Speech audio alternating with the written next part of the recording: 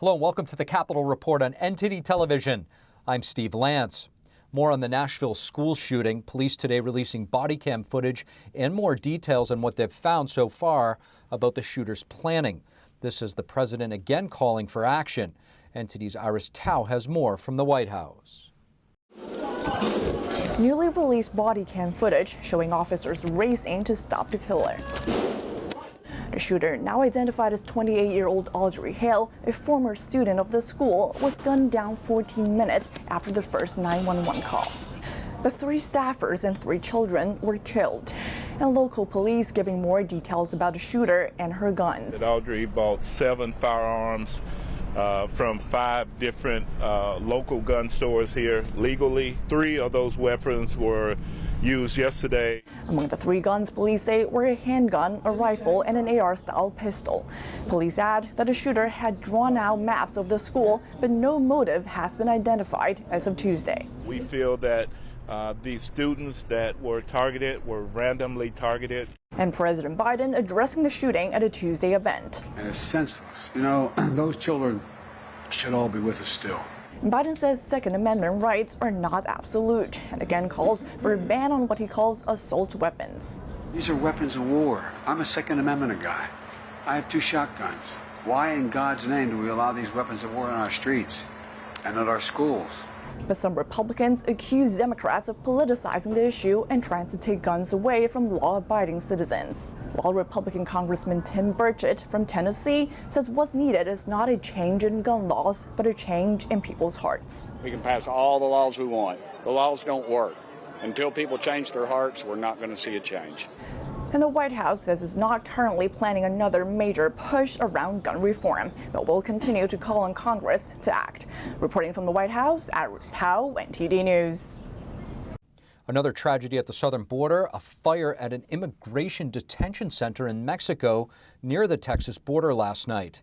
At least 40 people have been killed. The fire was at Mexico's National Migration Institute in Ciudad Juarez, Mexico, across the border from El Paso, Texas. The Mexican president said migrants at the center started the blaze as a protest against deportation. They reportedly put mattresses on the doors of the building and set fire to them.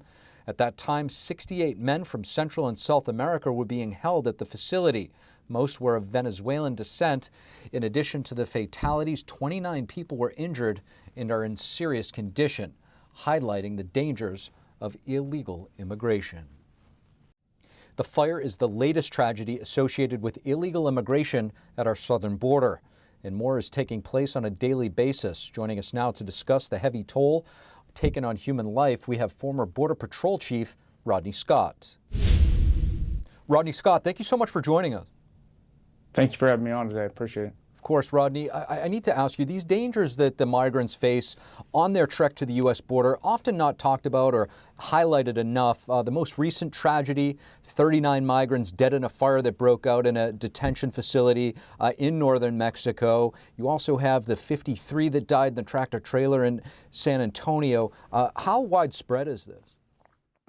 You know, these events get a lot of attention when the numbers are high, but the deaths associated with illegal migration and the cartels controlling our southwest border happen every single day. Earlier this week, I think there were 2 different train events where people were locked inside train cars, and there's only 1 or 2 that died, but like 15 went to the hospital. That's just as tragic. Any loss of life is tragic. And the really horrible, sad thing is this is preventable.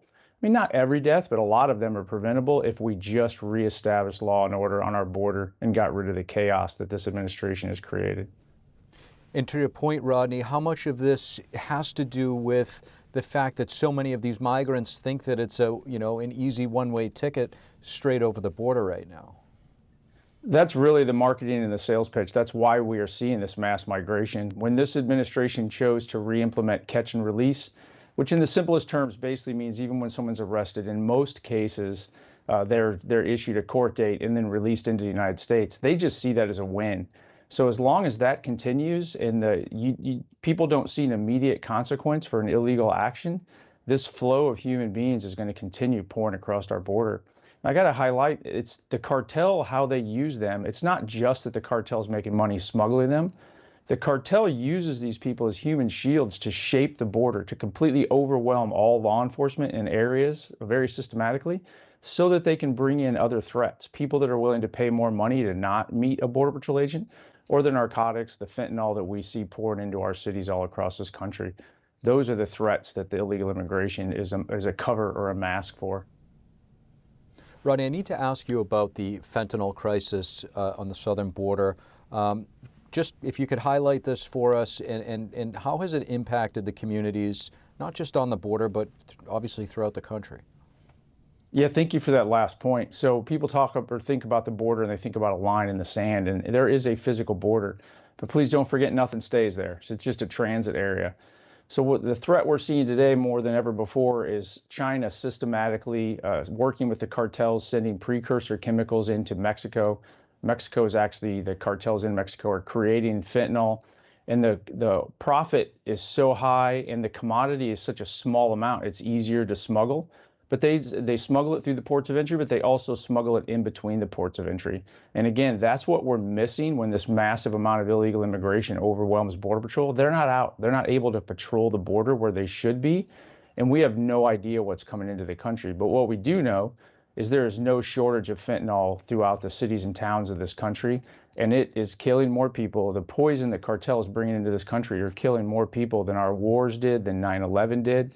It's a real threat to this country. It's a national security threat, and we need to address it that way. Rodney, you touched upon another issue that's really not talked about much, which is those precursor chemicals. What role does China play in the production and distribution of fentanyl, and what measures do you think can be taken to hold the Chinese regime accountable? So I'm not a national, relations expert, but being briefed by DEA and those individuals, the vast majority of the precursor chemicals are created in China. The problem with a lot of times these precursor chemicals is they're dual use, but in this case they're being shipped directly to the cartels in Mexico. Many believe in a systematic, very intentional manner to create fentanyl to then come into the United States and poison the United States. There are many levels that we can attack that on, but you got to be a little bit realistic as well. The biggest threat here is the cartels. The cartels are the ones that are in Mexico are mass producing the fentanyl. They've basically taken over large sections of Mexico where they're the de facto government. Vicente Fox was in Phoenix talking about that earlier this week.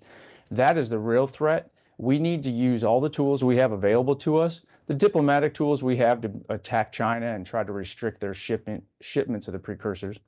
But the real immediate right here threat is those cartels that operate along the border. They're basically using human beings as a commodity, and that both on the narcotics side and on the illegal immigration side. And we need to start addressing that threat as it really is. It's a national security threat. Rodney Scott, really appreciate you joining us. Thank you for having me on today. Appreciate it. And FTX founder Sam Bankman-Fried facing new charges.